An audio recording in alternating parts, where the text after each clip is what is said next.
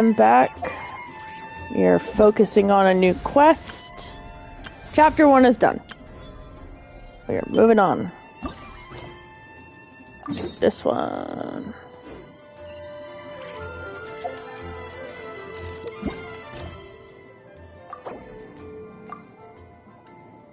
Enabling focus mode, so we don't get easily distracted, which can happen.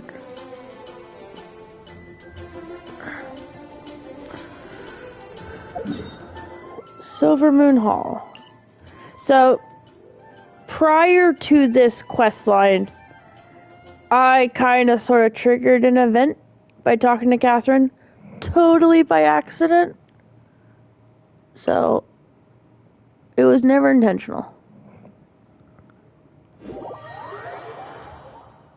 So, we're making up for lost time.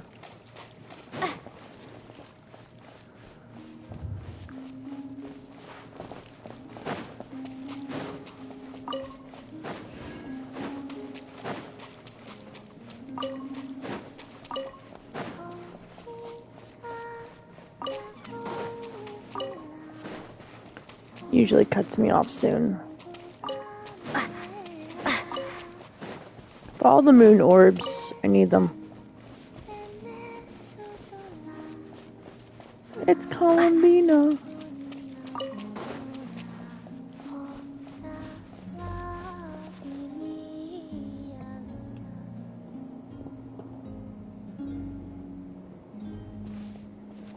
Hey, she's sitting up! Is me sitting here a rare sight? No, we just thought you'd be resting. Perhaps I would have been, were it not for the sudden arrival of some unexpected guests. Not that I consider it a disturbance. After all, you are the only ones who are free to enter. Would it not be a little unfriendly of me to lie down while we speak? I didn't realize you put so much thought into little things like that.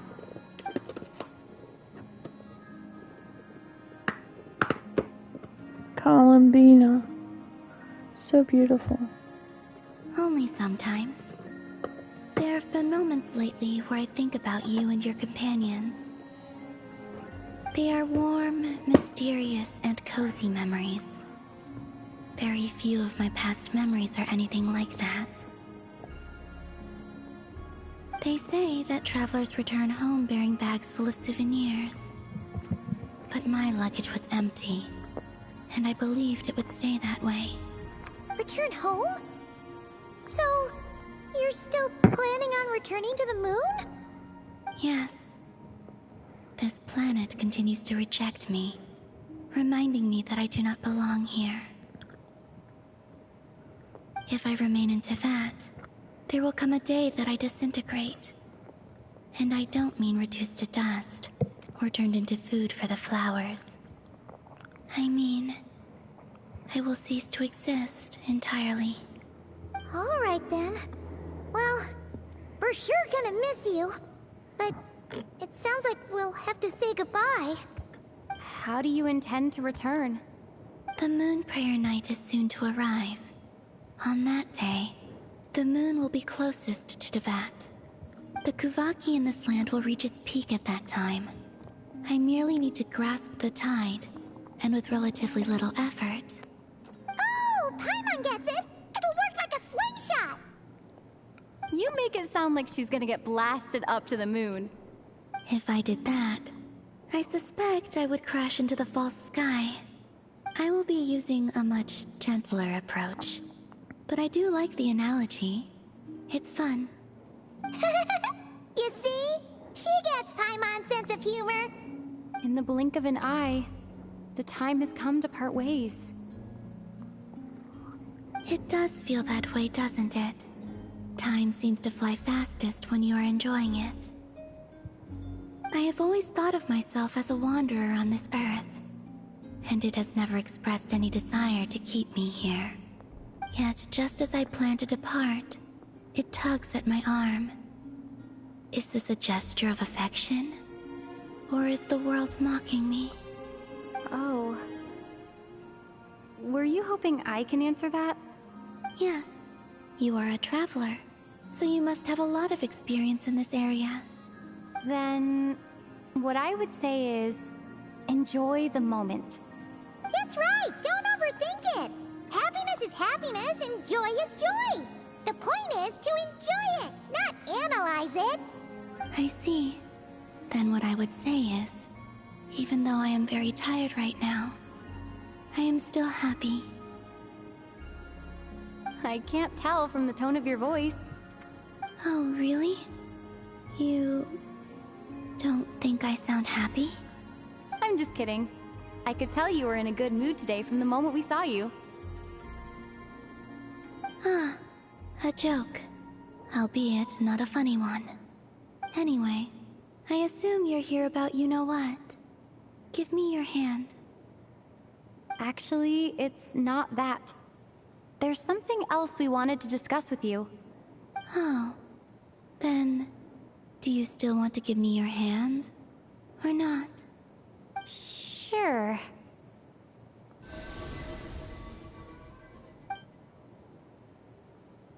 Thank you. So, I've heard that in the Moon Prayer Nights of the past, people here would hold celebrations in the Moon Goddess's honor. Since you helped so much in our fight against the Rayhir of Solnari, I think you deserve a farewell party before you return home. I haven't asked everyone else for their opinions on this yet, but I'd like to invite you to join the upcoming Moon Prayer Night. I've never joined a Moon Prayer Night before. I'm not sure what I would even do. Oh, don't worry about that! We take care of everything!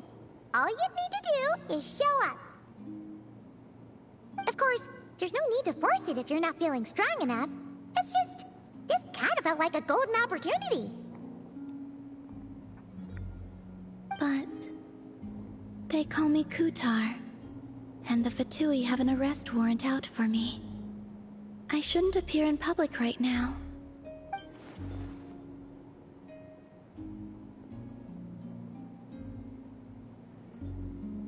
I'll make it work. You have my word. Yeah, we got your back! Well, she does. Paimon's actually not too sure what she's planning. All right, if you're sure. I will not refuse your invitation. I suppose it wouldn't hurt to pack a few more sights from this world into my suitcase before finally learning what my homeland looks like. Oh, if you see Lauma, please tell her that my answer to the question she asked me is neither yes nor no. Rather, it is, there is no need. That was kinda cryptic, but sure. Guess it's between the two of you. We'll pass along the message. Bye for now!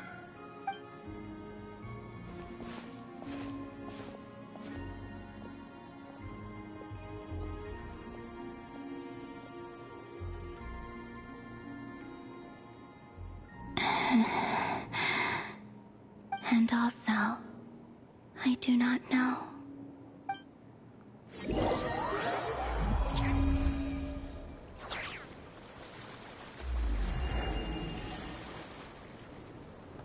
Since she's agreed to join the festival, let's go see who else wants to take part.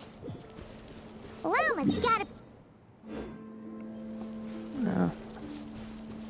Also, what exactly is your plan to keep her safe? I'm not sure yet. I'll figure something out. What? Are you serious? And Paimon even gave you her vote of confidence back there! When did you become so sneaky?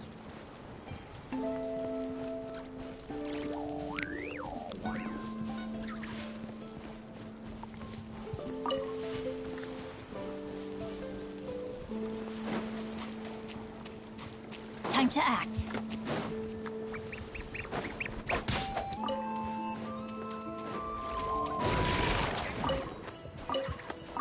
Body and mind. Don't blink! Eat this! This may hurt a little bit. Let's change tactics.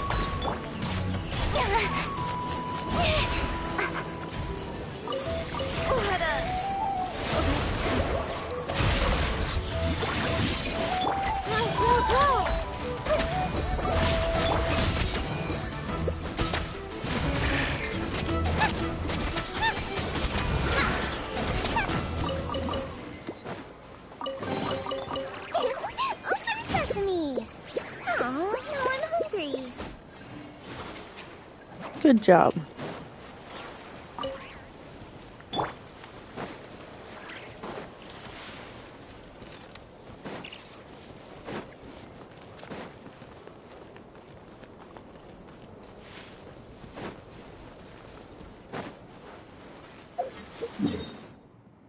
Kaching is not invincible. She's just very good at combat.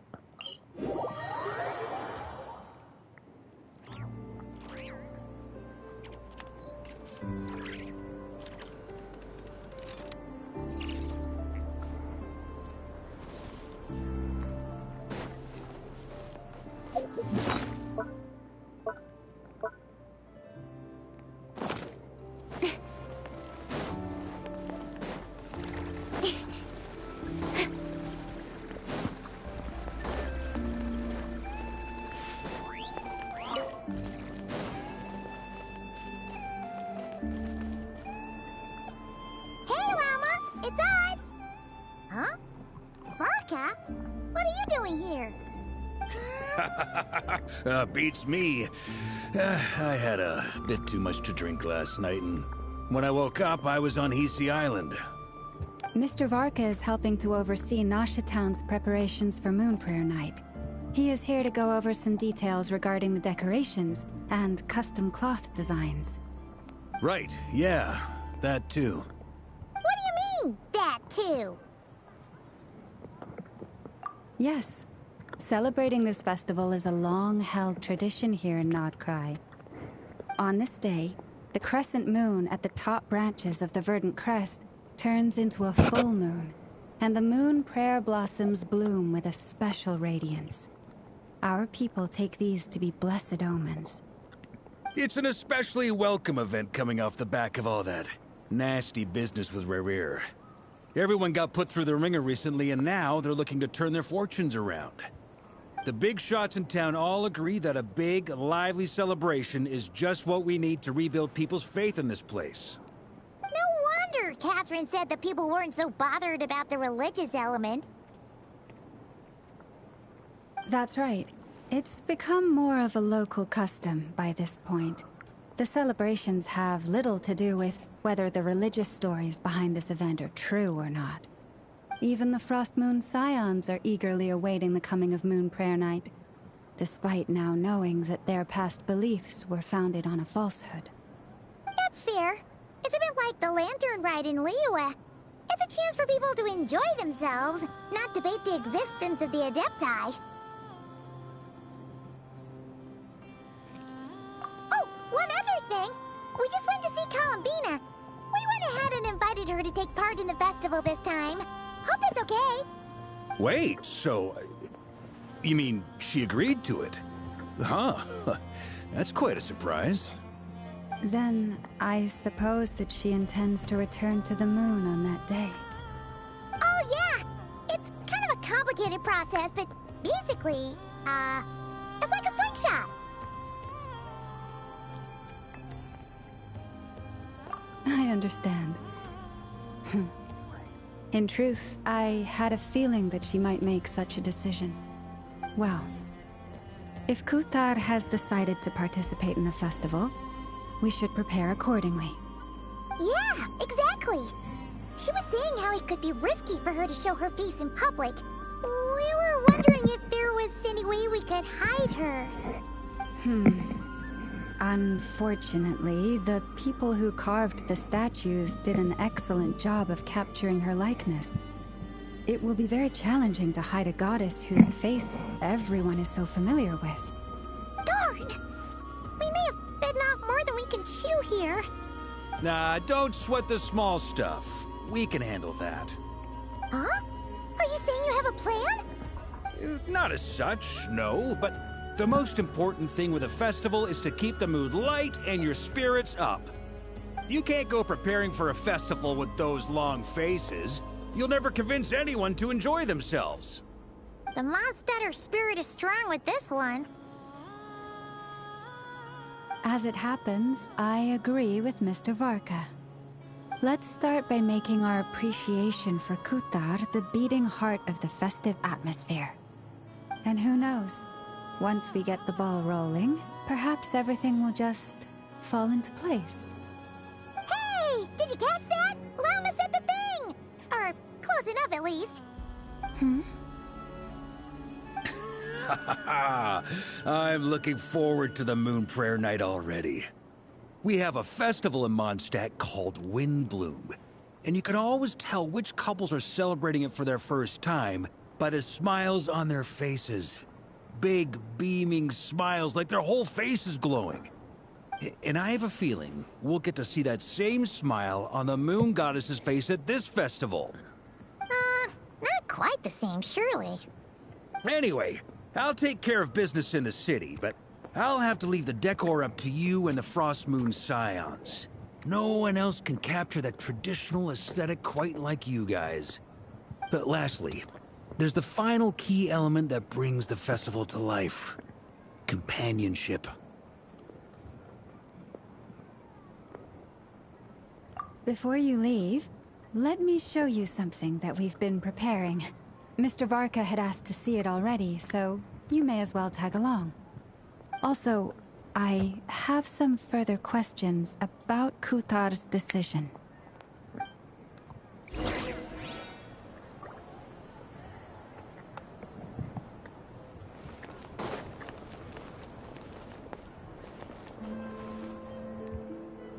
Huh! What's this? They sure look like they're having fun. I believe so. Kuhenki seem very skilled at playing drums like these, although I'm not sure where they learned it from. Maybe it's an innate talent? In their eyes, they're probably just playing with toys.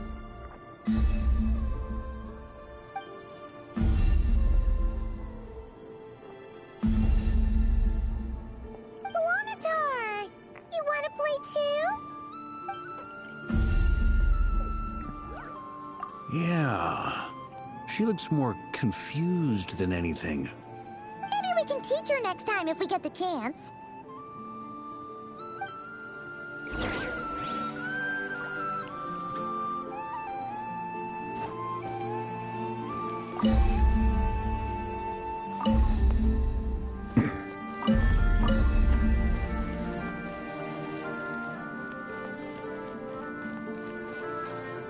What are these floaty things?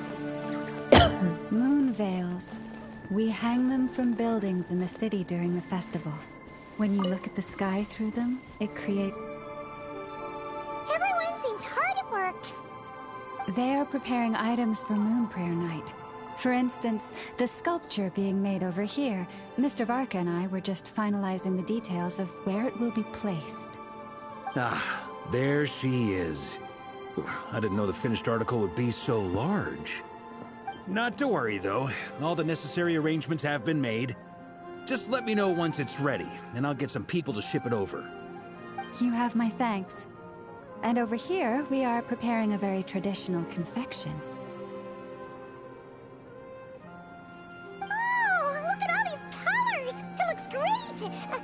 Can Paimon try one? Of course. I have a feeling you'll like it a lot. You bet! Sweets and treats are Paimon's favorite! If you included those in the Feast of the Moon, I bet Paimon would have joined the Frost Moon Scions by now. There will also be verdant crests like this present in Nasha Town during the festival. The timing of Moon Prayer Night is not completely set in advance. We make a rough estimate, then observe the changes in the verdant crests and moon prayer blossoms to guide us. As such, the wait itself is a fun feature of this particular festival.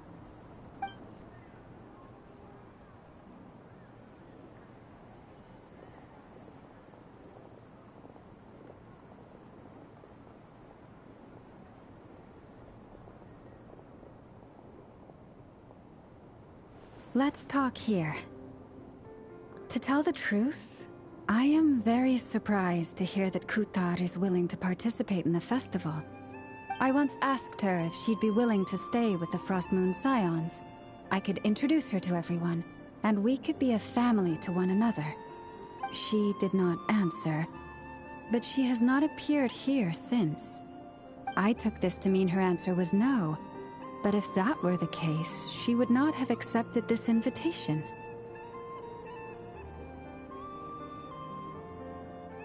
Ah. I see. Maybe she is right. Maybe the Frost Moon Scions of today no longer need a moon goddess. But my wish was not for her to come here and be worshipped as a deity. I simply wanted to offer her a place to stay. I'm sure she believes that showing herself here might invite Fatui intervention, and as such, she does not wish to cause us trouble. But what really pains me about all this is that this is her birthplace. She ought to belong here, yet no one has been able to grant her shelter. I think I'm qualified to weigh in here. When someone's about to depart on a long trip, what they need is blessings, not burdens. We should wish her the best, not make the journey harder than it already is. Anyway, she's agreed to attend, hasn't she? All we need to do is simply respect her decision. I see your point. Yes, she will soon depart after all. Our job is to leave her with some happy memories. Besides, who's to say her journey to the moon is a one-way trip? It's not like she can't come back and visit if she wants, right? Paimon agrees wholeheartedly. Festivals are all about having fun, so let's keep it simple. All right, I'm gonna head back to Nasha Town soon. Want to come with? I'm guessing you have some other folks to visit there. Sure thing, let's go! Bye for now, Wilma! Thank you all. Goodbye.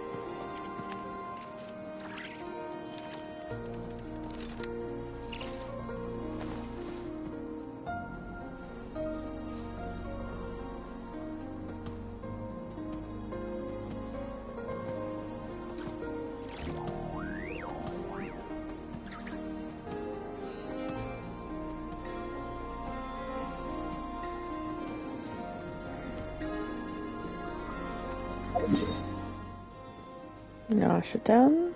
Let's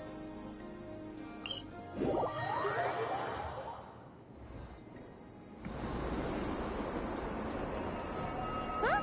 Hey, over there! It's Durin and Albedo with Flints! What could they be chatting about?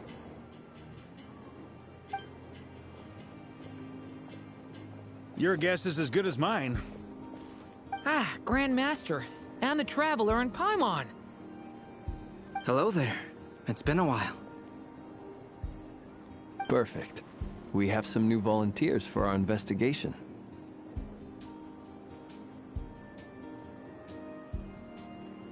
Wait, let me guess.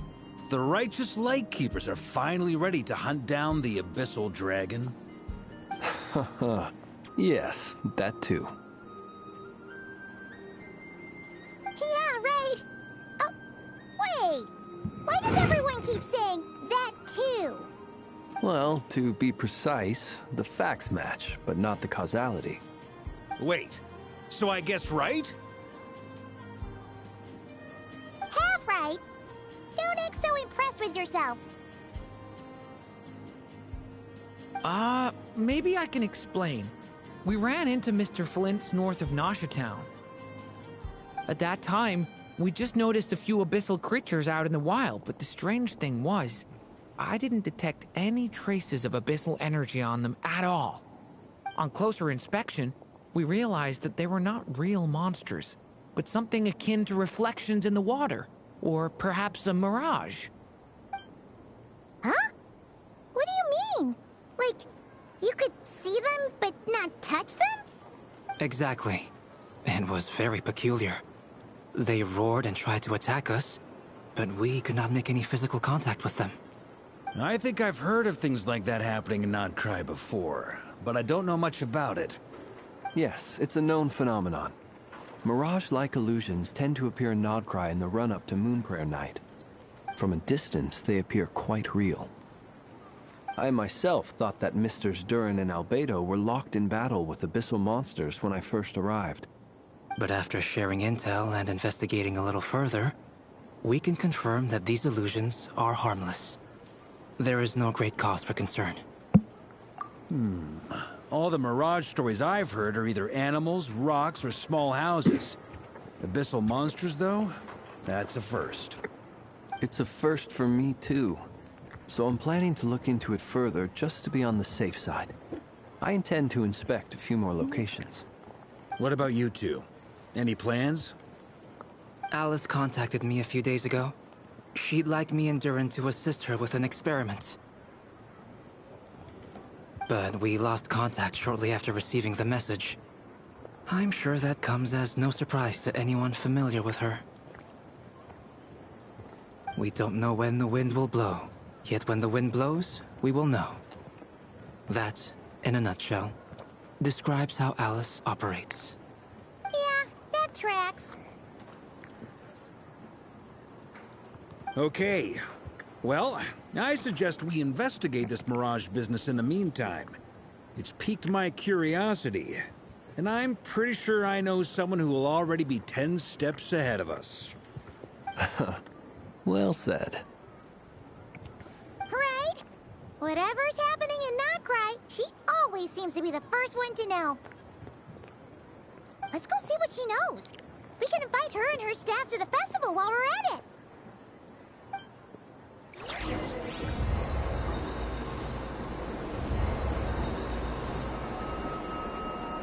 Oh, we're gonna go see Nefer. Yep.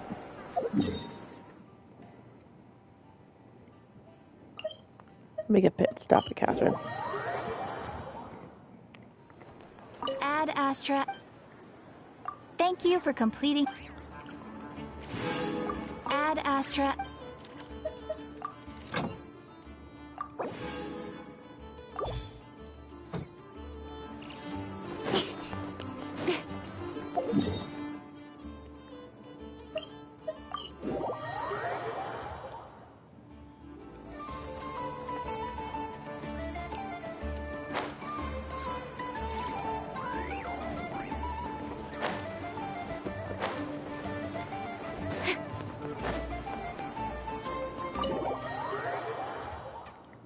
I learned my lesson last time, don't fall.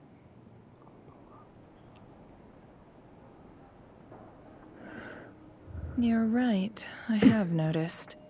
There's certainly something a little fishy about this situation. Only a little, though. Records indicate that this phenomenon can occur in the days before and following Moonprayer Night. That said, it has always been a rare sight in the past. The odds of encountering these phantoms are similar to looking up in the night sky, happening to see a shooting star, and managing to make a wish before it disappears. But this time, either everyone's getting lucky, or they're appearing far more frequently than usual. Yehoda's out gathering intel as we speak. In the meantime, let me check off some points of interest. First, the Abyss. The ones we saw seem to be abyssal monsters. Indeed. But we have identified one location where many more of them have made an appearance. And not just monsters, but human phantoms too. Given the scale and nature of the phantoms, it's almost as if someone's last memories are coming to life. Or perhaps the memories of multiple people. Oh. So you mean the phantom monsters are hunting down the phantom humans? Exactly. The phantoms can interact with each other, but we have no means of intervening. In addition, some of the human phantoms would seem to be from the very distant past. This is clear both from the clothing they wear and the stories they tell.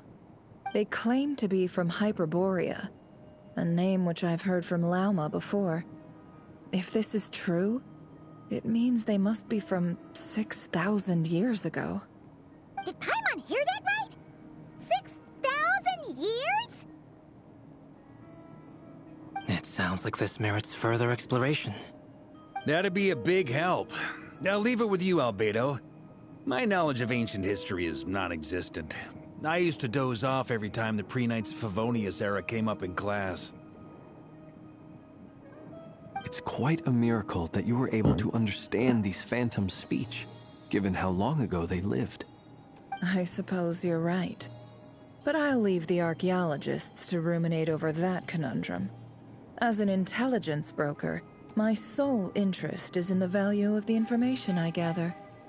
Which, in this case, hopefully means earning myself some good favor with our dear Lady Moonchanter. So calculating. Whew, this intel broker logic always catches Paimon by surprise. Sounds to me like we could split the work up. I think the abyssal phenomenon is best left to Albedo, Flints, and me. Agreed. It coincides with my duty as a lightkeeper. For my part, I'd like to understand the abyss better. Even a little knowledge would go a long way. This is certainly a rare opportunity to study the abyss. But even rarer, perhaps, is the chance to make contact with the ancients. The Curatorium will take the lead on investigating the Hyperboreans. We put in the work to learn what we know so far. It seems only fair that we get some quantity of exclusive intel. That just leaves our trusty team of 2 unassigned.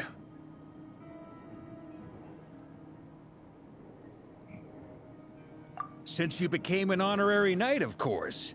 This was part of my grand plan all along. Ha ha ha! Oh yeah, by the way, we managed to convince Columbina to come to the Moon Prayer Night celebrations. Would you and Yehoda like to join too?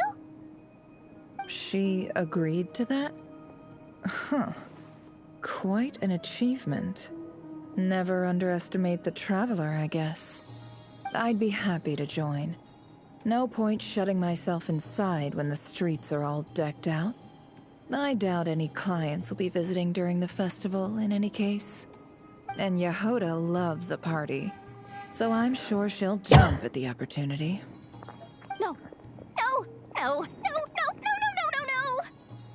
No. Way to contradict me in front of... Wait. No, that's not what I have bad news, boss. So many people. All right, everyone inside. Quick.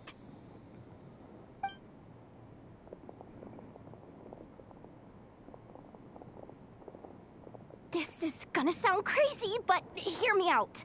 I saw one of those phantoms at Star Sand Shoal, and it was some sort of flying ship. Like a spaceship?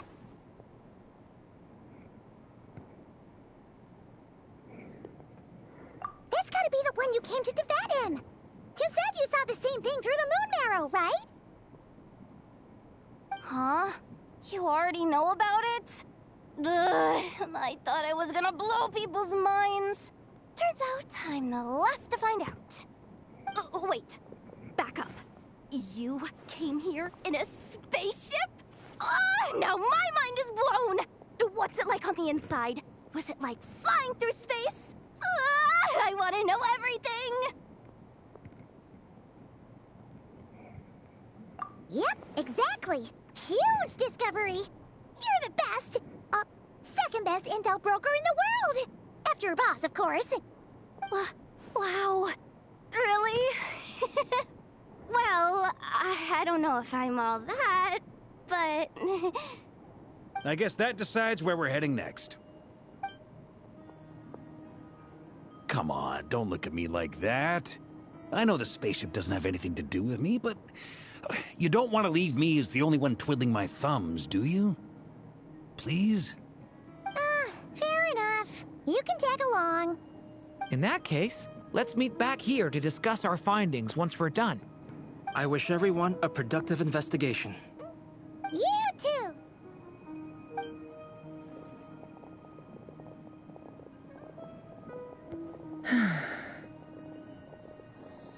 What's up, boss? Aren't we gonna head out? Tell me, Yehuda, when did the Curatorium start giving out intel for free? Oh, sorry, boss.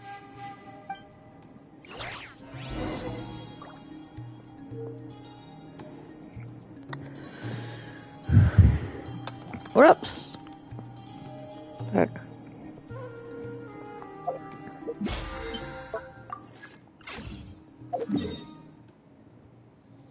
Yeah, when does it start giving it out for free? Sorry, boy.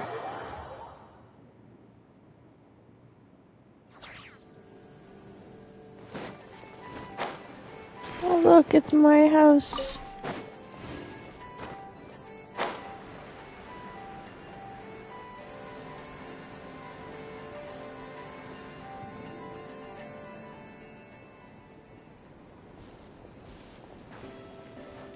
Well, what do you know? Yehuda was right on the money.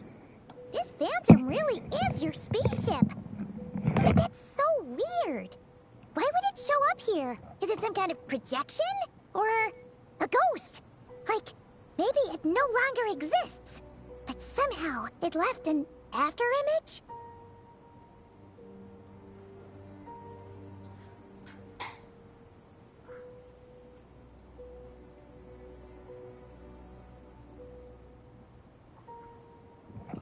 Ah, you're already here. Miss Lauma, what a surprise. I thought you were busy with festival preparations. I was, until one of our people informed me that a strange sight had appeared at Star Sand Shoal. No one's ever seen something quite like this before. I thought I should see it for myself. Same here. Oh, so we heard that these things appear around the festival period. Any idea why that is? Unfortunately not. We have very limited information about them, since they can't be interacted with. And no human phantoms have ever made an appearance before now. The most we've been able to deduce is that these sightings appear to be connected to the increase in Kuvaki energy around this time. Yeah, seems like that's all we can do. This is all so confusing. Allow me to lend you a hand.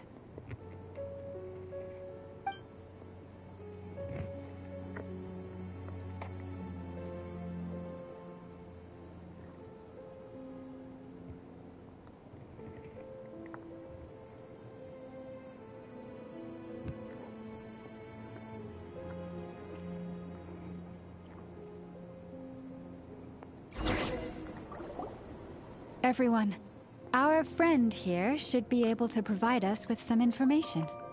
Is that a phantom rhymehorn deer? I've heard about how the Frost Moon Scions live in harmony with the animals and can even communicate with them. That's coming in handy now, for sure. Okay. Yes, I understand. Then how about this?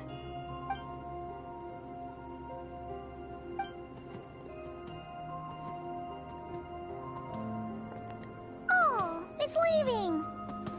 It appears to share our curiosity about this giant spaceship, so I asked it if it wouldn't mind investigating along with some friends. In return, I told it about some nearby spots where the wild fruit grows abundantly. We may live in a different era from these phantoms, but I trust that the terrain, climate, and ecology here are more resistant to the effects of time than some things are. Let's give them a moment and hope for the best.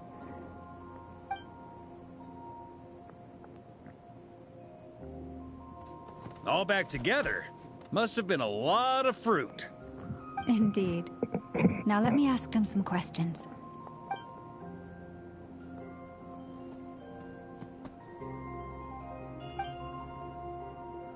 It did find a lot of wild fruit, enough for them to feast for a long while. This puffin circled in the air several times, but didn't spot anything out of the ordinary. Certainly nothing to do with the spaceship. Huh. Well, it definitely makes sense to get a bird's eye view. Indeed. Other than that, I was also thinking that the world these phantoms see is also different from ours. Oh, I get what you mean. The wild fruit exists in both times and spaces, but there might also be things that only exist in that space-time, which we can't see.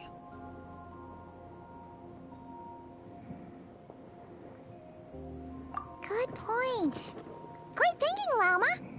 Blunthorn rhinos can use kuvaki to shift great rocks, but this one says it couldn't get that ship to budge by even an inch. The sniffer mole tried too, but despite being a skilled digger, it could not get through. They say that the spaceship looks robust and undamaged. It seems completely impervious to any and all attacks. Whatever lies within is well defended from harm.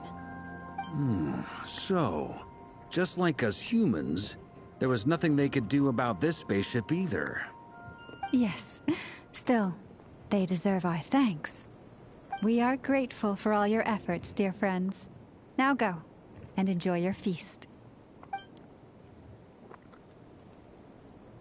I've noticed some other human phantoms gathered nearby. Come on, let's go talk to them.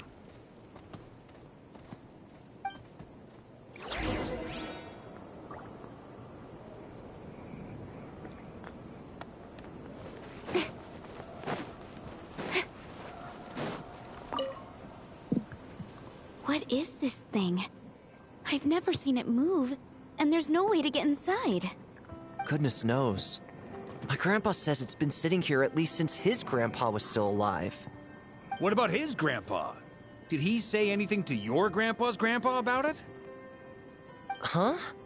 I don't know. In all likelihood, it was here back then too. Hard to imagine something this huge could move. Guess that means that as far as they're concerned, this ship's been around a long time.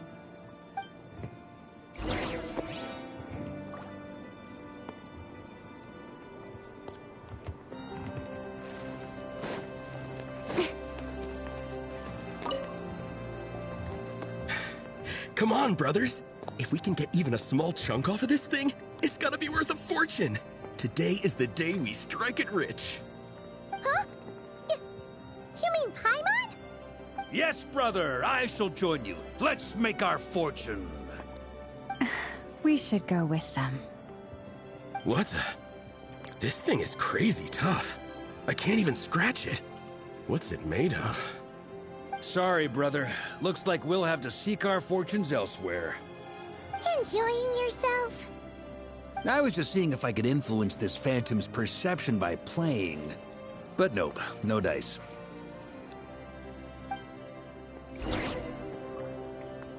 I'm sure we're all starting to build up an idea of what's going on here now that we've spoken to some of the people.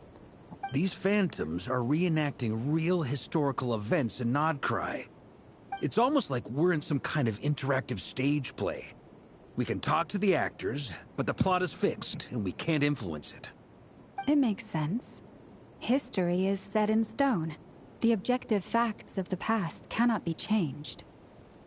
Paimon totally thought you were just goofing around earlier. But actually, you were doing some serious investigating. Of course I was. Anyway, at this point, I think we're forced to conclude that although the Phantom spaceship is right there in front of us, we aren't going to learn much about it from these people.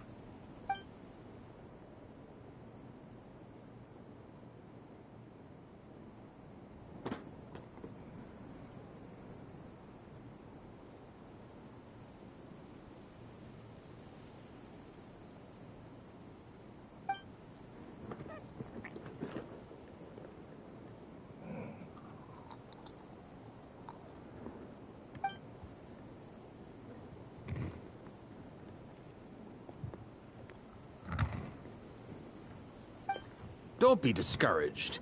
If nothing else, this is proof of the ship's existence. And think about it.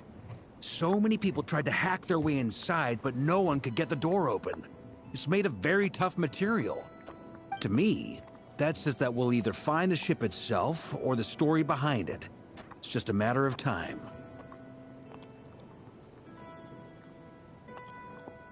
Huh. Every now and then, when Varka gets serious, he actually does seem like Grandmaster material for once. I wonder how the others are doing. Let's head back for now. Sounds good. Also, drinks are on me if Team Knights of Favonius is the first to finish. Wait, we have a team name now? Am I in Team Knights of Favonius as well? You're very welcome to join. We've even got a cathedral ready for you. Isn't that technically blasphemy? You wouldn't dare make a joke like that if Barbados was in earshot. Nah, I'm sure Barbados doesn't mind a little harmless blasphemy once in a while.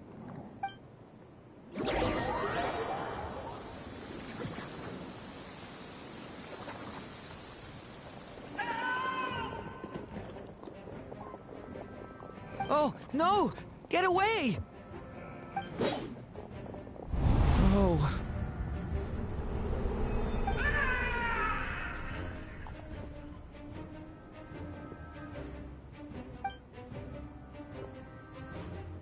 I know it's hard to stomach, Mr. Duran. But as I'm sure you've noticed, there is nothing we can do to intervene in that which unfolds before us. But we have to at least try. And try you have. But are you aware of how many unsuccessful attempts you've made now? I wasn't keeping count. I'm afraid this is the 39th failure so far. Or the 5th if we're only counting this particular victim. There are no indications that these phantoms may be altered in any way. You seem to have calmed down a little. I'll make us a fire. You should rest and have some water. Feeling any better now, Mr. Duran? May I ask a few questions? Be my guest. What exactly are we witnessing here? What happened to those people? My guess would be that we are seeing Nocturne during the Conrian Cataclysm. Would that be accurate? Conria. That is correct. As you know, once the Abyss senses even the tiniest crack, it floods in and spreads like wildfire. There was a time in the distant past when it permeated all of Nocturne, causing immeasurable harm. The people paid a terrible price to heal this land. Then, 500 years ago, the whole of Teyvat suffered an abyssal disaster. Once more, Nocturne was dealt a devastating blow. I see. In the face of the abyssal onslaught, all were like grains of sand tossed around by a tidal wave. Be they human, fae, or god. The moment you witnessed is but one drop in a whole ocean of catastrophe. All right. I guess that answers my second question, too. I wanted to know why there's nothing I could do to help them, and that's because what we are seeing is history. That would be my guess as well. As I understand it, history and fate are not all that dissimilar. The latter may be unseen to us, but both are immutable. Yes. Fate was determined long, long ago. I still have a couple of other questions for you, Mr. Flint's. You mentioned more than one abyssal disaster that has struck this land in the past. How can you be sure that what we're seeing is from the Conrian incident? And also, how are you able to stay so calm when you're talking about these events? From everything I know about you, you're not cold or ruthless, and you're not indifferent to the suffering of others. Alas, I am forced to show my age. I must be 600 or 700 years old by human measure. Wait, so you... One is not easily moved by history when one has witnessed the truth firsthand. I'm sorry. You needn't apologize. Your passion is a good thing to have. Treasure it, because someday you may find it in terribly short supply. Now, at the risk of offending you, I have a question in return.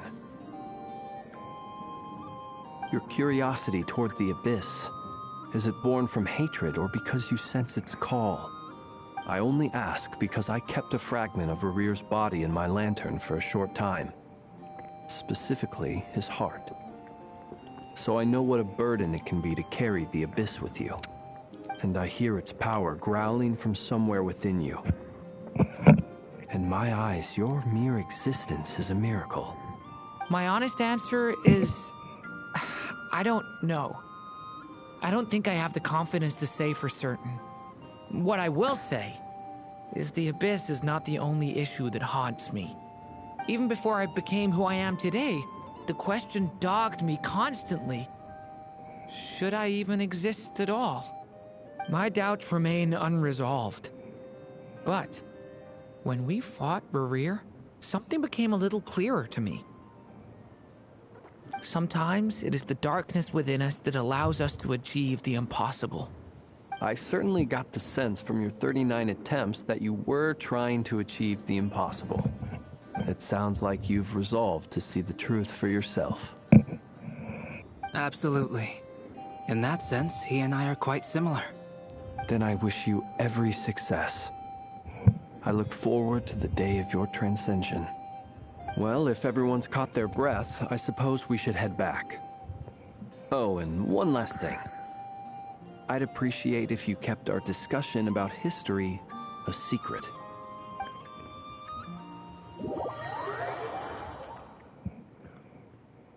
Incredibly, our separate investigations led us all to the same conclusion.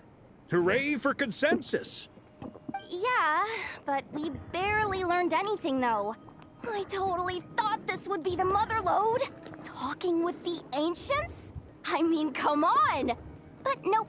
All we got was useless snippets of conversation. And all this stuff about moons and hyperopia. What a load of baloney. Seems like people back then had a few screws loose. I understand your frustration. We found the same issue. Each phantom only showed a very brief moment in time. There isn't much value to be found in these miscellaneous fragments of a civilization's history, no matter how glorious it may have been. If there's a silver lining, it's that these phantoms are harmless to the present reality. They shouldn't get in the way of the festivities. Paimon agrees. And not just because it's the first thing she understood in this whole conversation. You look disappointed, Nefer. Is something the matter? What do you think? We all worked our tails off, but the only one to gain anything from it was you, Lady Moonjanter. Well, please do share the Hyperborean records with me. I will gladly inscribe them in our people's documents. Oh, duh! Yeah! That was it! Hyperborea! Hyperborea. I'm serious. Only an expert in the Frostmoon Scions and their history can turn these records into valuable research material. The alternative is to let them gather dust on the Curatorium's storage shelves until the pages turn yellow. Nefer, you're wise enough to know that cooperating and sharing the profits is the best course of action here. Well, that goes without saying. Sure, let's do that. Huh? But didn't you say we aren't supposed to give out intel for free? Sorry. Shutting up. Shutting up. Now is not a good time to push Nefer's buttons. Anyway, back to Moon Prayer Night. I'm thinking that we should prepare something a little special, aside from the usual decorations and so on. You mean a parting gift? Can't go wrong with food. Although, does food go bad on the moon? Perhaps a lantern would be a better choice. It might be dark up there. It could prove difficult to light a lantern on the moon. Magical stones might serve that purpose better. What about a clockwork mecha model from Fontaine? I've got a whole bunch at home. I use them for fighting practice in my free time. None of these sound like things she would be even remotely interested in. But we don't interact with her enough to know what she likes. Yeah. It would really save us the guesswork if someone could find out what she's into. Wait, what the? Traveler? They're all looking at you.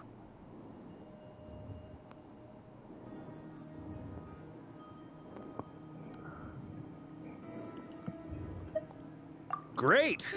Haha, problem solved. Now, I need to stop by Dory's.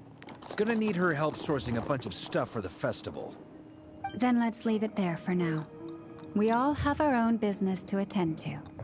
Traveler, if you find out what Kutar likes, let us know right away.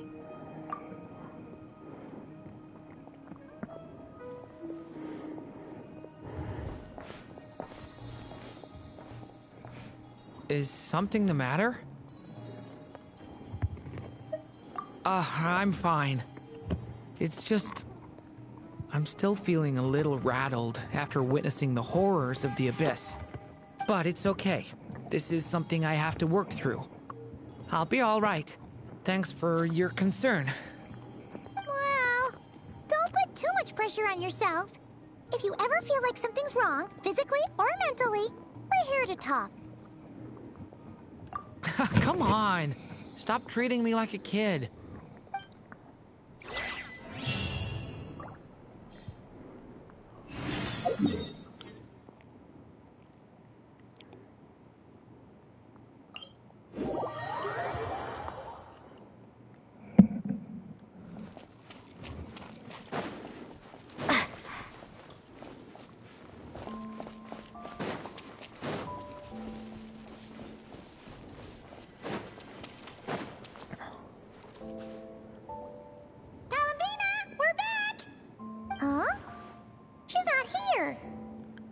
Weren't there a few Kuhenki here last time, too?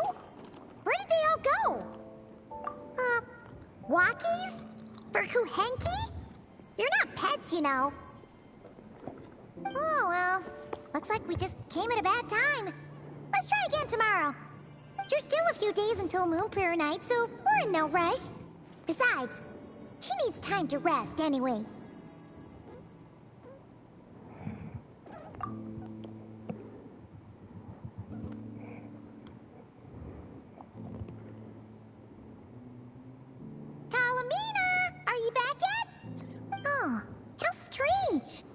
Looks like she still isn't here.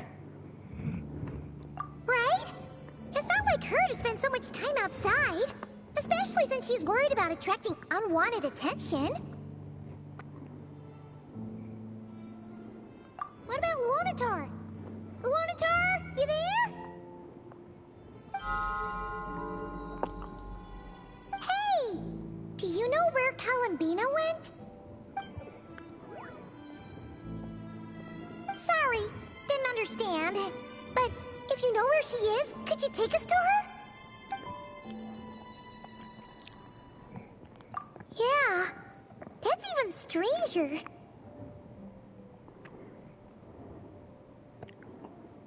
What about them? Oh, that's not good news. They change color when Kalambina gets weaker, right? And they look super pale right now. Good idea. She might know what's happening.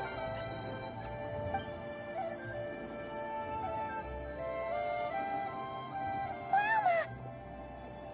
Ah, it's you. How is Kutar? Is she okay?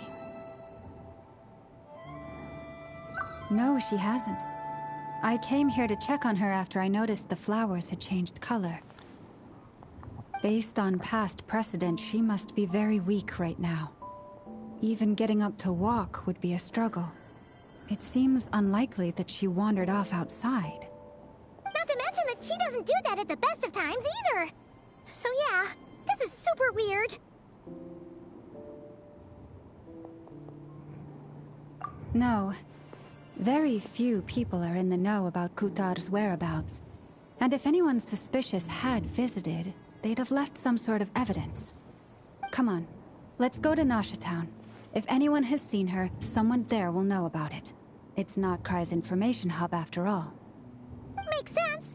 Let's go!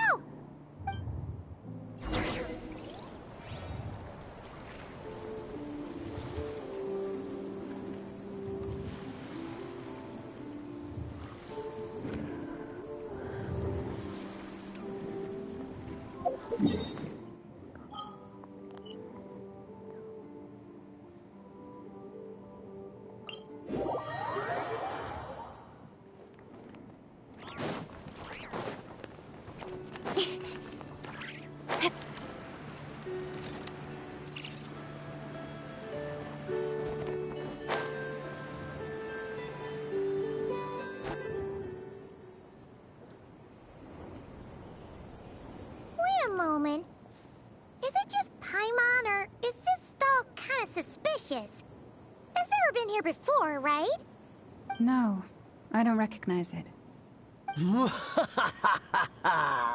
Alas, your free and easy adventure time is over. Now, prepare to face the final boss of Nocturne. Whoa! Where'd that voice come from? Not sure. But it's definitely hostile. No, no, no, not that way. The final boss is right here. The sniffer mole? That's the final boss? Surely not. Also...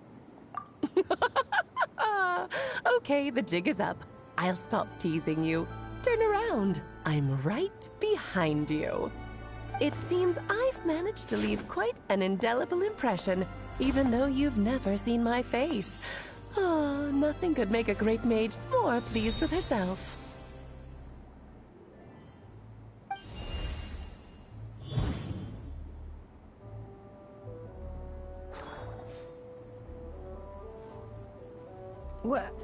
What is going on? I've heard that all the big shots in Tevat have long, wordy titles that stun people speechless when they make their entrance. Unfortunately, none of them are affiliated with the Hexenzirkel, and we ourselves keep a very low profile. The notorious name-dropping doesn't quite work for us. Still, I, for one, think I'm really quite amazing. So that didn't stop me from coming up with a title anyway. Alice! It's really you this time? Not a lantern or a Dodoko, but Alice in the flesh? Oh, that's right. So, what do you think? How does it feel to finally meet me? You look like...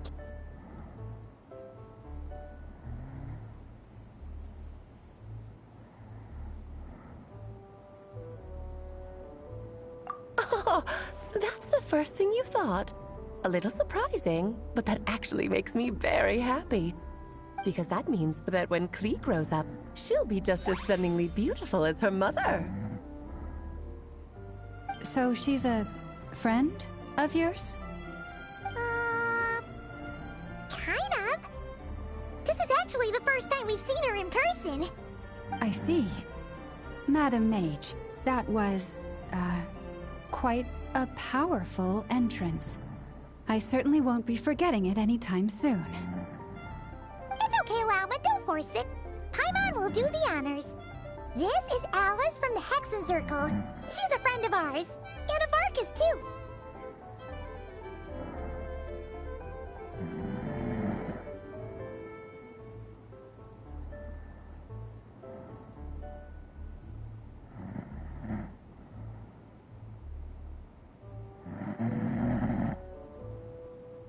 That's right! She's a good person, just kinda... unpredictable. Well, what is the human heart if not unpredictable? Hmm? If we could not do as we please, how would we differ from machines? I am Lauma, Moon Chanter of the Frost Moon Scions. It is a pleasure to meet you. Oh, I know. Before you got here, I spent a good, 15 minutes getting up to speed on Nodcry's present situation. In other words, I've read the whole in the last episode part, so we can skip the pleasantries. Fair enough. Well, Miss Alice, I can already tell that you have quite a unique personality. He'll get used to it. Paimon sure is. So anyway, what are you doing in Notcry, Alice? Oh, I thought I told you already. This time, I'm the final boss. And what a formidable foe I shall be. Powerful, confident, decisive, and good luck finding my weak spot. You will never succeed.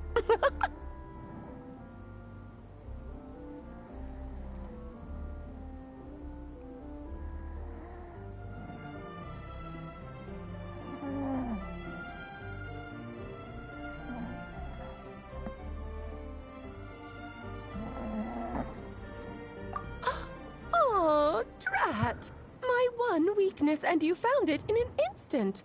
Fate has been dealt a devastating blow. Thus falls the great Dodo King. Why are you playing along with this nonsense? For funsies, of course. What's wrong, Paimon? Are you disappointed in me? Am I a gigantic letdown? No, it's just... You seem like a busy lady. And this is the one time you've shown up in person. Paimon figured it would be for something more high stakes than just goofing around. You're quite right. I'm here in Notcry because something big happened. Something big enough it caught the attention of the Hexen Circle. It concerns the 3 moons, Tevat's borders, and of course, the moon goddess you are currently searching for.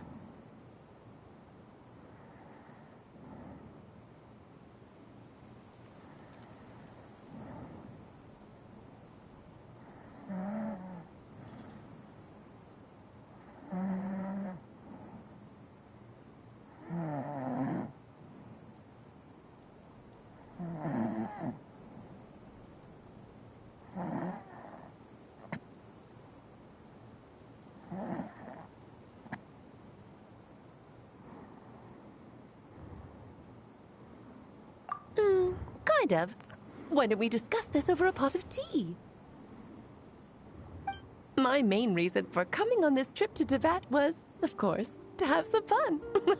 But I do technically have a job to do as well.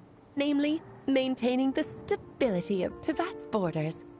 I'll skip over the complicated parts, but to sum it up, abyssal energies are all that lie beyond Tevat's border. We'd find ourselves in a real pickle if they ever made it through. And the phantoms you've been seeing are a sign that the border has been disturbed. No wonder they tend to show up around Moon Prayer Night. Is it because the real moon is now so close to us that its power can cross the border? In part, but only a negligible amount passes through. Just enough to influence the verdant crests and so on. And as you've noticed, there has been an unprecedented number of phantoms appearing this year. The influence of the moon beyond the border cannot explain this. No. There is another far greater factor at play. The trilunar syzygy. A trilunar syzygy. Eons ago, before the heavenly principles came to Tevat, it was the then 3 moon goddesses who controlled the laws of this world. Oh, that's exactly it! The 3 goddesses split these powers amongst themselves, promising never to consolidate them into one singular body. This was meant to keep the world stable.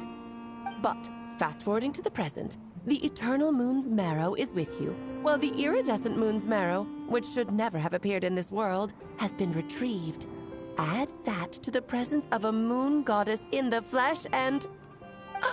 the power of all 3 moons is gathered here in Notcry.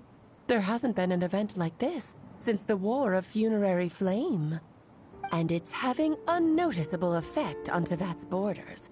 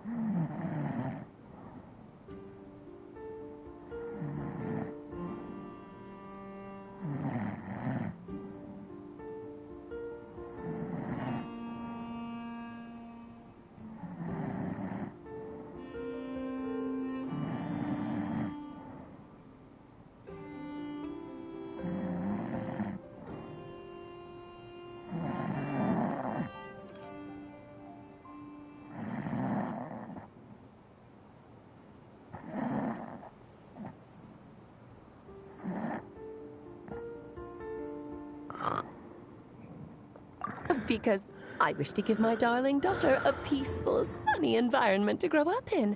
Is that a good enough reason? Kinda sounds like you're dodging the question, but it does make sense. Well, that's one reason anyway, and the most important one.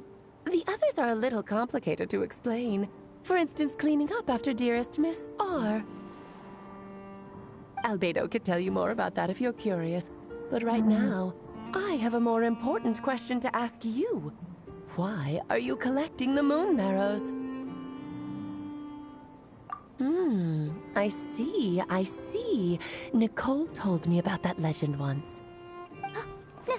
Nicole? You mean Mage Anne? Oh, so you remember.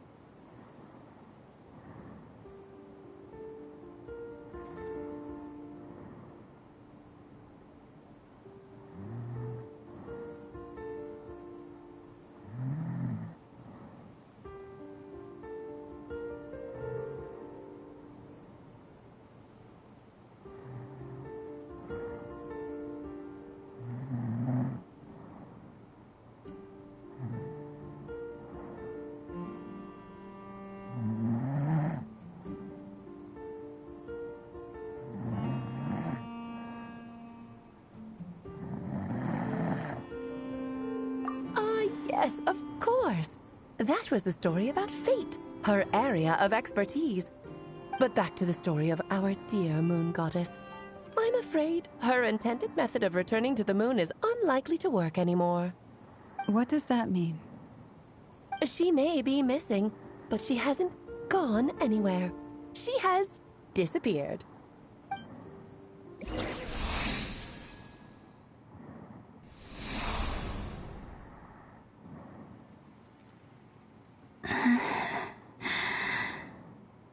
My body is so heavy. Wait, no. It's my mind that's heavy. My arms and legs are as light as a feather. What's happening to me? I feel drowsy, like I've been asleep for too long. I think I'll go for a walk.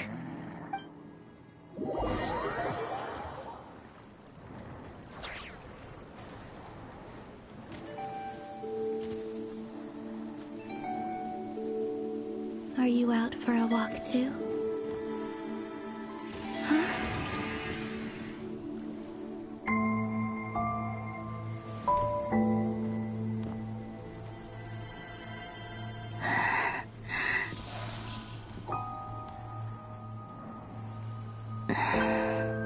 The day has come at last.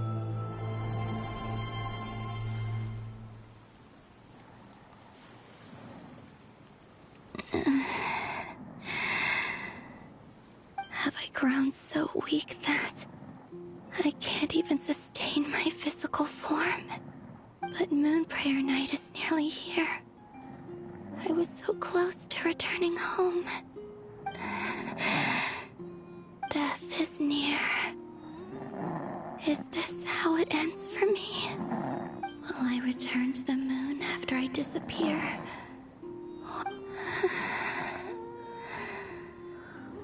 I don't want it to end like this.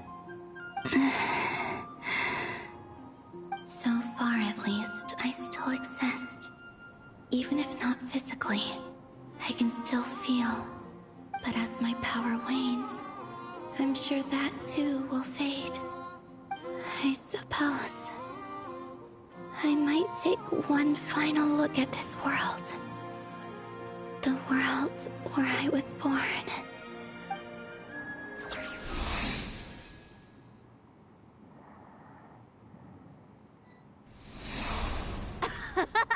Come on! Come on! Wait for me! The Frost Moon Enclave. How much it has changed since I was born. These decorations, they're so heavy. It's times like this when you kind of wish men could be priestesses and acolytes. How fascinating. I've never had the chance to be privy to people's private lives in this way. In the past, people would get so solemn and serious the moment I showed my face.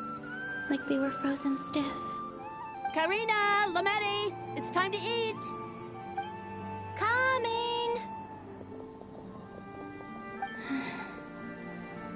I want to watch them a little.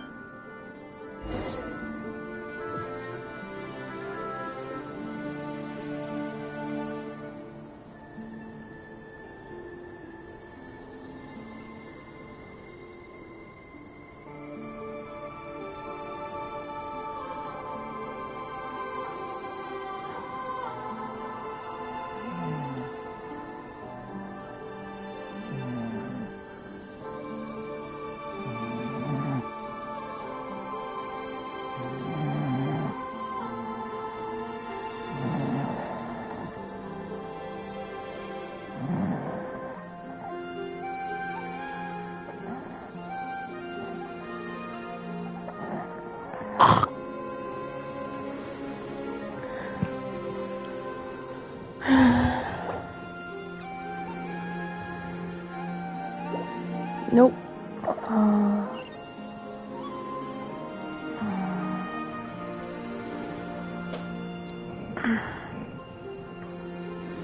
So just fill these balloons with air, right? Yep. Try a couple now to test things out. The rest can wait till Moon Prayer night. Think fast. Rita! Teasing an acolyte of the Frost Moon Scions? Surely that's a punishable offense. Take this!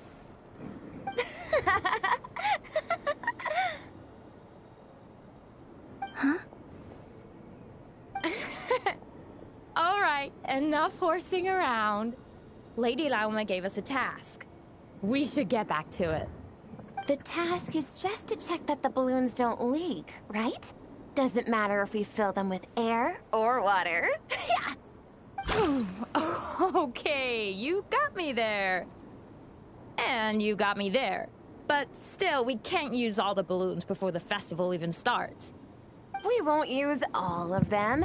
And as long as Lady Lauma's trusted acolyte doesn't snitch, this can stay as a little secret between friends. A couple more can't do any harm, right? Oh, you menace. Then, think fast! Is pumping a balloon full of water really so much fun?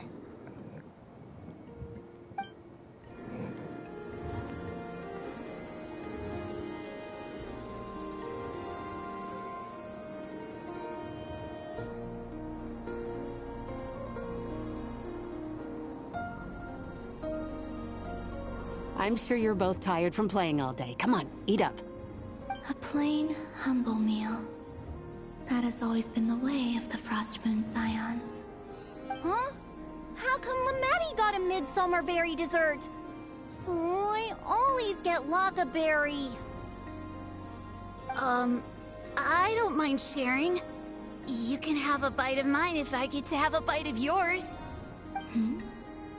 They're sharing food? I've never shared food with anyone before. Even at the Harbinger tea parties, everyone just ate off their own plate. And when I couldn't finish my food offerings from the Frost Moon Scions, they'd leave the leftovers out under the moonlight for the animals to claim.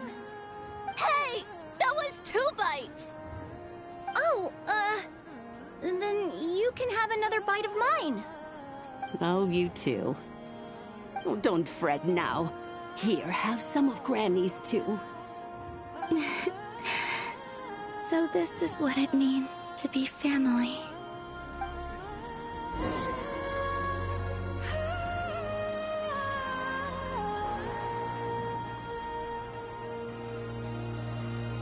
I'm seeing so much that I'd never usually get to see.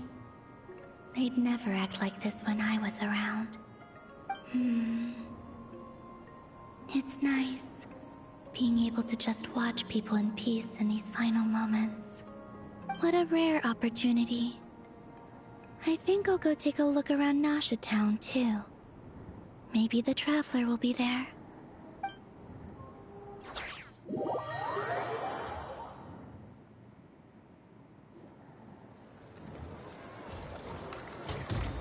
After the War of Funerary Flame, the Moon Goddesses were no longer recognized by Teyvat. They lost the whole foundation for their existence. That's why the Moon Goddess's strength is fading. She cannot withstand the world's rejection of her.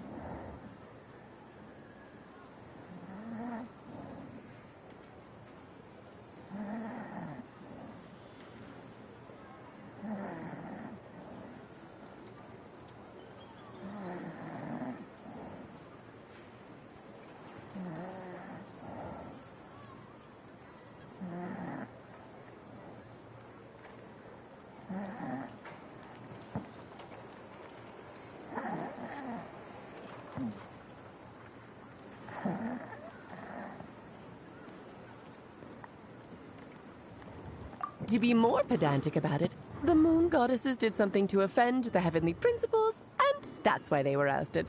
Something of a recurring theme in Teyvat's history.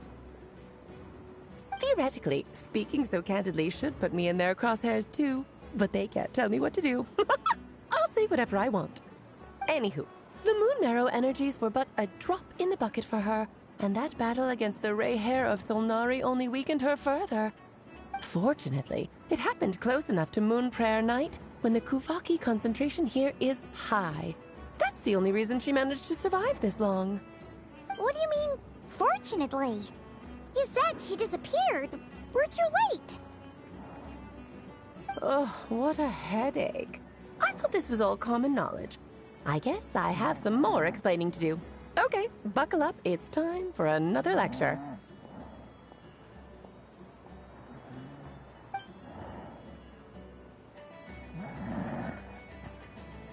Now, I said earlier that the Moon Goddesses lost the foundation for their existence. The reason for that has to do with the natural order.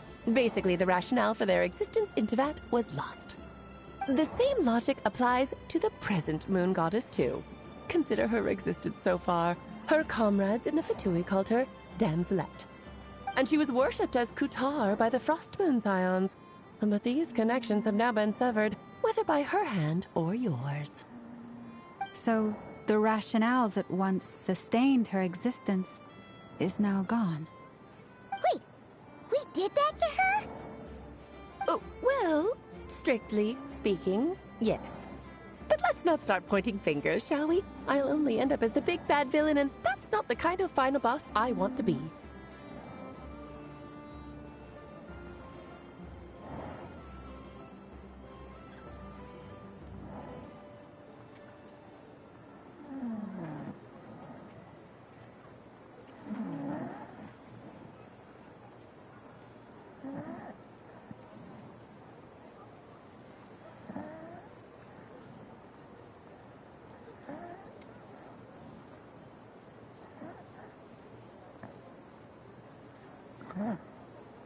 Of course I do. I'm only the greatest mage in the whole entire world.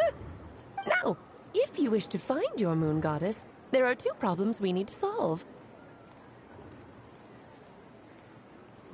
Firstly, we'll need to strengthen the connection between her and Tevat, at least enough to sustain her until Moon Prayer Night. Strengthen her connection? But does that mean I'll have to rally all the Frost Moon faithful behind this? I'm afraid a bygone faith and a former home won't be of any help to her now. Do you know her name? Her name? Oh, yes. Names are very important things. A name is a fundamental concept that anchors one's entire existence.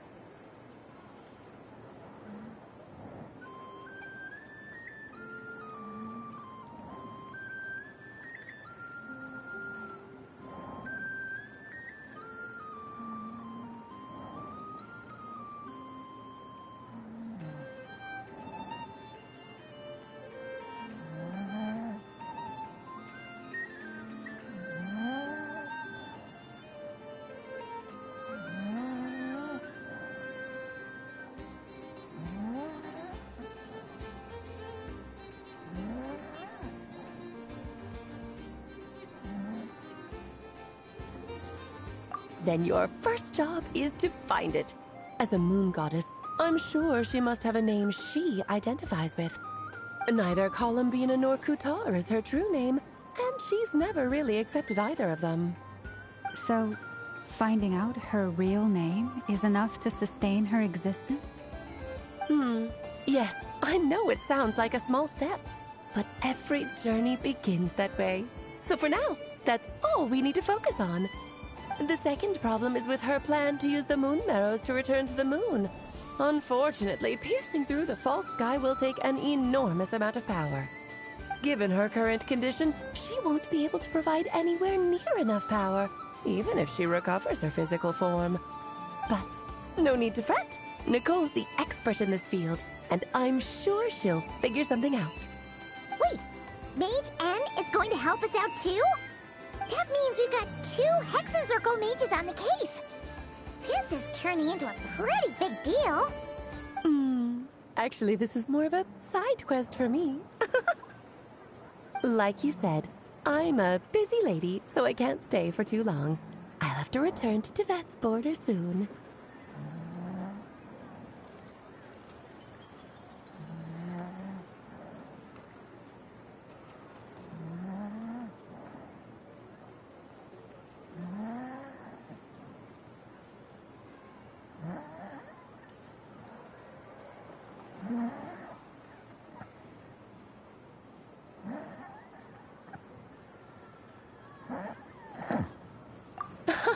That's the upside you get for looking out for my little Klee. Hopefully that will incentivize you to carry on keeping her company in the future. Anyway, jokes aside, you'd better get moving. It will take quite a miracle for the moon goddess's consciousness to hold out till Moon Prayer Night. Oh, I suppose I might as well tell you where Nicole is before I leave. Off you go now. Time to meet your new friend. Oh, yes, and a little suggestion. Don't forget to mind your heads. What? I wonder how Durin's doing. I should really go see him before I head back. You really are super busy. I most certainly am. There's so many children I have to keep tabs on just in Mondstadt. Durin, Albedo, Venti, Varka.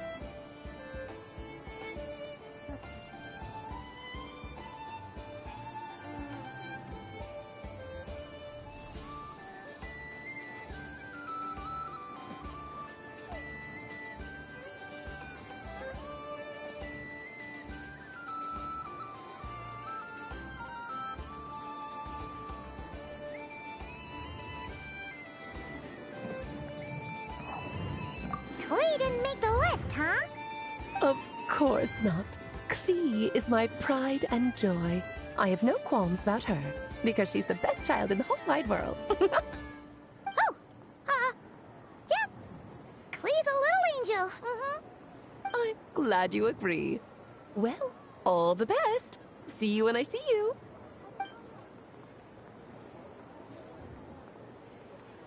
She left in a hurry.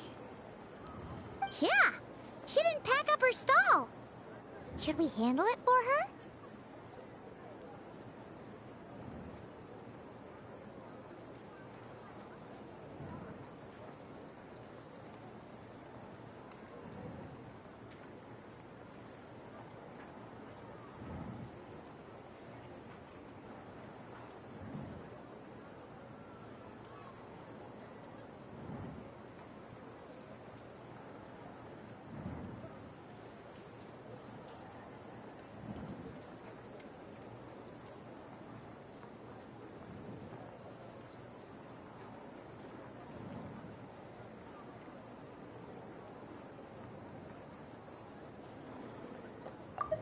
Promise for adventurers from all walks of life. Wouldn't you agree?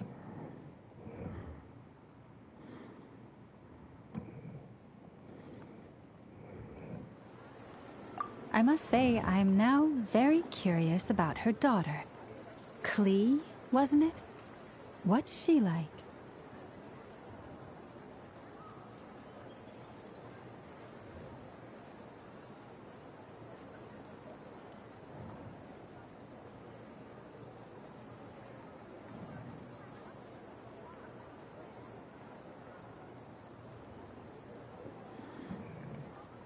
That's a long story.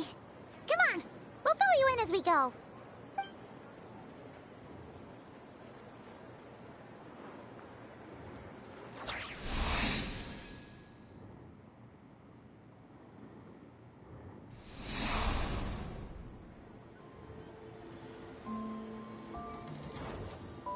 What a lively place.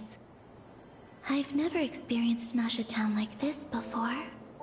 Hey, you old geezer! Your hammer's rusted through! Who are you calling old geezer? Are they quarreling? I'm looking right at him! You've really gone downhill since giving your daughter free rein in the workshop. Can you even swing a hammer anymore? It shouldn't take you days just to fix a single chair! You might as well use that hammer to massage my back for all the good it's doing. Don't run your mouth, or you'll get a back massage that'll put you in bed for the rest of your life. Look, the materials haven't arrived yet, all right? You know how busy it gets in the days before Moon Prayer Night. I'll bet you send all the materials to your little princess. Blood's always thicker than water, huh? All right, you've made your point, Uncle Kusky. As soon as the materials arrive, fixing your chair will be the #1 priority. And Dad, if you've got time to chat, why don't you lend me a hand, See? Lolka knows what the score is. I guess they're friends. But the way they spoke to each other was so ugly. Then again, it wouldn't be the first time I've seen something like this. Columbina! Sing outside my door in the middle of the night one more time, and I'll unscrew your vocal cords. You hear me? Oh, Sandrone.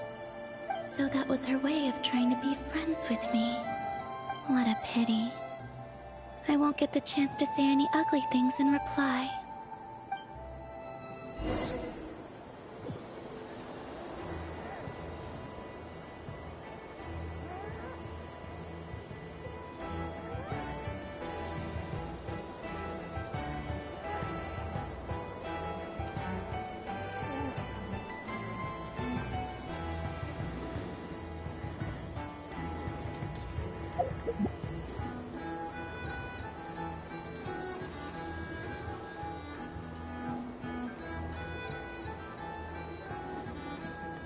Hey, have you decided what to give her for Moon Prayer Night? I sure have. She's gonna get the surprise of her life when she's least expecting it. Then I'll whip out the ring and pop the question. The surprise of her life. What a fun turn of phrase. Cool, I get the picture. You can spare me the gushy details. Ooh, looks like we have a customer. Hello there, ma'am. Would you like some Moon Prayer Night candy? Huh? Is he talking to me? Can he see me? Here you go.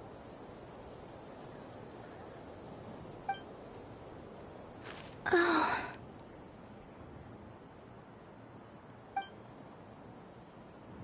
Come back anytime. Right. Now, where were we? I don't know why, but I still held out hope.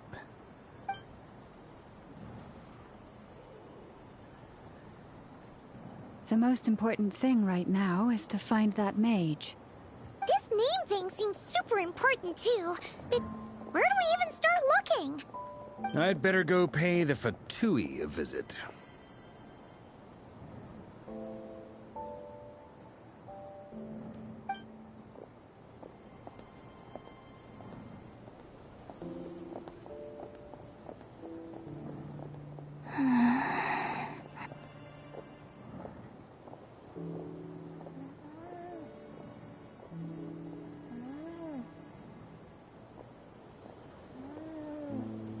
Columbina?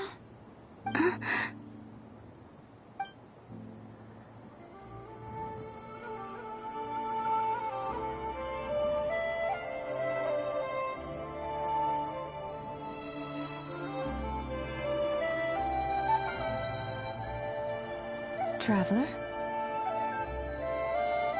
Let's go! This is no time to be spacing out!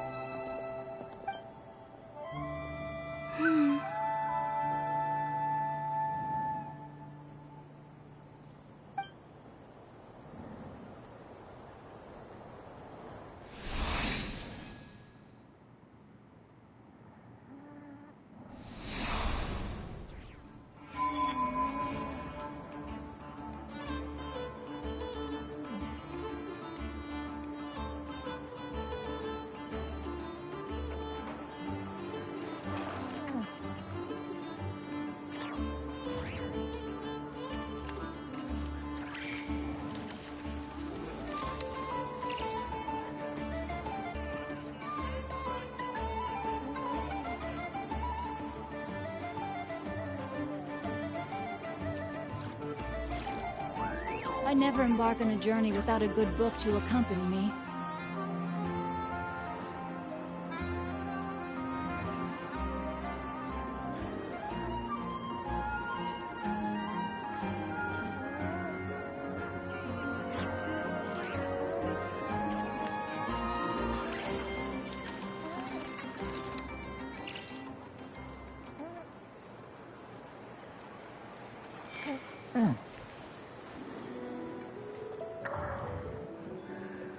Look for the mage. No.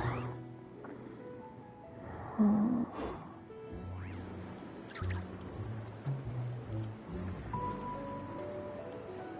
my goodness. Oh my gosh. We're gonna take a break tonight. I'm up late. I have to work tomorrow. Volume? We will pick up where we left off tomorrow. Appreciate anyone who stuck around, and see you next time.